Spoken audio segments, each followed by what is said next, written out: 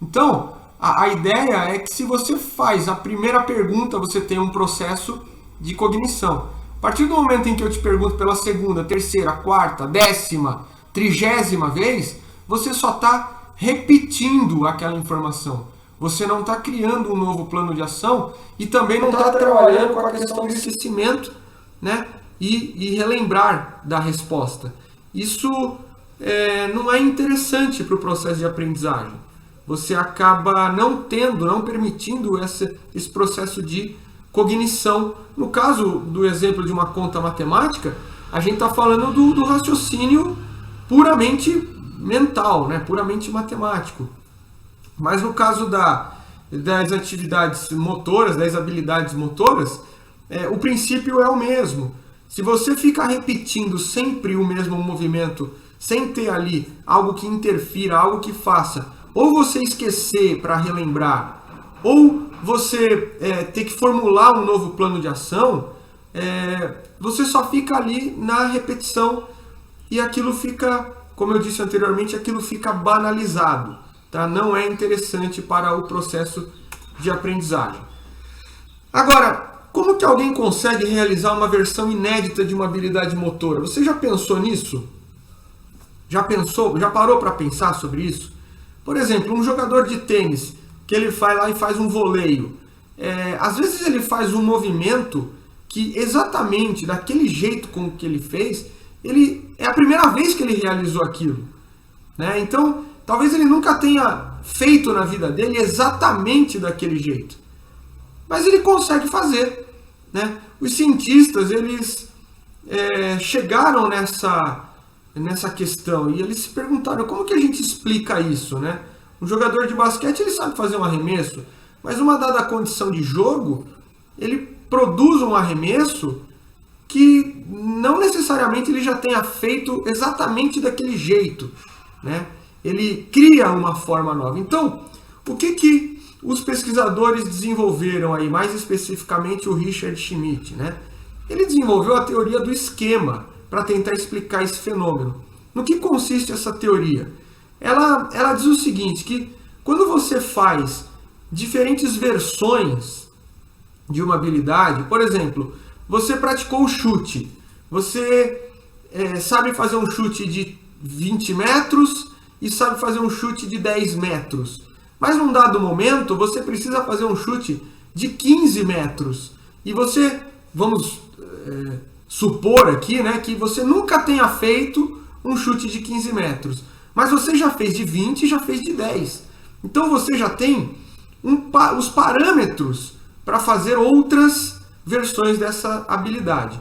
Quando você precisa fazer uma nova versão, o que você faz? Você cria um esquema.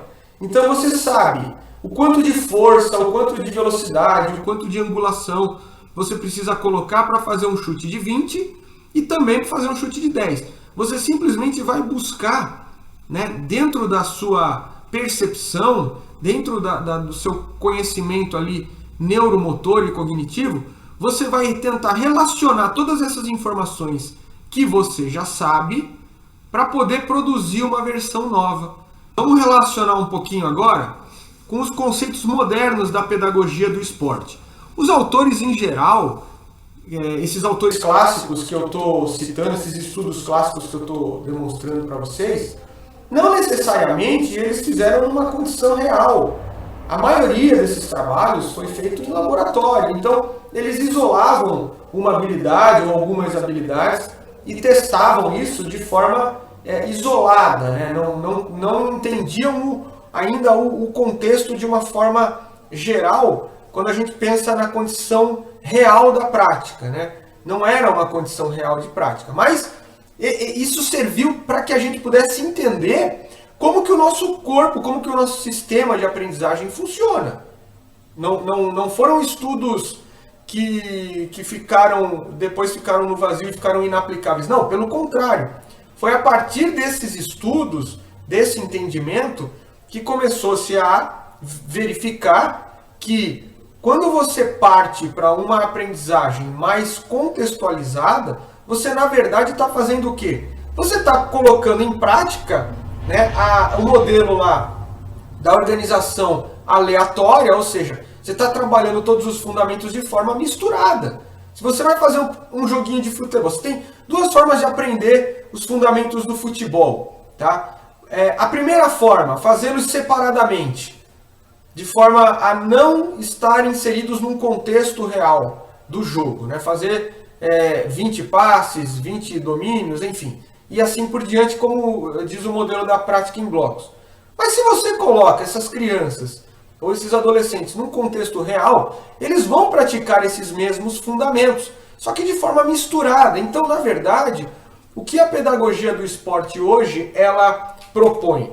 Ela propõe práticas contextualizadas, aprendizagem pela experiência, com tomadas de decisão. Então, você fica repetindo ali um movimento em sequência, você não está tomando decisão, você só está replicando um movimento. Na hora que você vai para uma situação real, você vai ter que tomar decisões, você vai ter que criar planos de ação que não necessariamente aquele treino, aquela prática em bloco vai suprir a sua necessidade. E aí você cria, presta atenção, gente, você cria situações de aprendizagem. Você não vai mais fazer aqueles trabalhos como a gente vê, né, como antigamente se fazia. Vamos lá, vamos aprender a conduzir a bola, então faz zigue-zague no cone. Vamos aprender a fazer o passe, então fica um de frente para o outro fazendo o passe. Então não é mais assim, hoje você cria uma situação, você cria jogos pedagógicos, você cria jogos reduzidos, para que você consiga expor o seu aluno a uma aprendizagem onde ele busque as soluções para resolver aquelas situações do momento. Então, aí a pedagogia do esporte começa a trabalhar com essa perspectiva muito mais contextualizada. Claro que a gente está falando aqui principalmente dos esportes coletivos. Agora, uma coisa que eles fizeram também foi fazer uma prática mista, né? Pequenos bloquinhos misturados. Então, em vez de fazer um bloco de 20 repetições, um segundo bloco de 20 repetições, um terceiro bloco e assim por diante, o que eles fizeram? Vamos fazer pequenos bloquinhos de 3 repetições, por exemplo, de cada fundamento e misturar esses mini blocos entre eles. Né? Então, testaram diversas situações, diversas ideias que eles tiveram para poder chegar aí e ver o que funcionava melhor. Vamos imaginar que você pega um aluno ali que não tem a menor noção, né, que não consegue, sei lá. Obviamente isso daí deve ter, né, um déficit em algum momento do desenvolvimento, das habilidades fundamentais, que a gente vai ver o Gallagher, vai ver outros autores aí, principalmente o David Gallagher, que vai falar das habilidades fundamentais. Mas tudo bem, vamos imaginar que você em algum momento acha que não tem outra forma de trabalhar, porque o aluno realmente não consegue participar, não consegue colocar em prática. E aí você acha que deve fazer alguns blocos de repetições para que ele pegue aquela noção, para que ele pegue o jeito, para que ele pelo menos entenda o conceito de como realiza alguma coisa daquele tipo. Não vejo problema nisso. Onde que eu vejo o problema? É que a partir do momento em que ele tem um mínimo de condição para colocar aquilo, né, dentro de um contexto, você não vai usar mais o bloco, você não vai usar mais uma prática em bloco. Não tem necessidade, por exemplo, a gente vê, e agora está, né, não tanto, mas até 1 ou 2 décadas atrás, você via jogadores profissionais, né, de diversas modalidades fazendo treinos de repetição. Ele não precisa mais, ele já pode colocar aquilo num contexto, ele já pode transferir aquilo, né? Aliás, ele já pode, não, ele já faz aquilo. Então você não precisa ficar ensinando o beabá para um cara que já é profissional, ou mesmo que não seja profissional, mas que tenha já uma habilidade mínima o suficiente para estar inserido num ambiente, numa situação de aprendizagem. A prática em bloco ela tem que ser usada o mínimo do mínimo necessário. Tá? É assim que a gente pensa aí com relação à prática, né, a organização de prática, relacionando essas ideias com a pedagogia do esporte. E os esportes individuais? Bom, por exemplo, vamos falar do tênis. O tênis é um esporte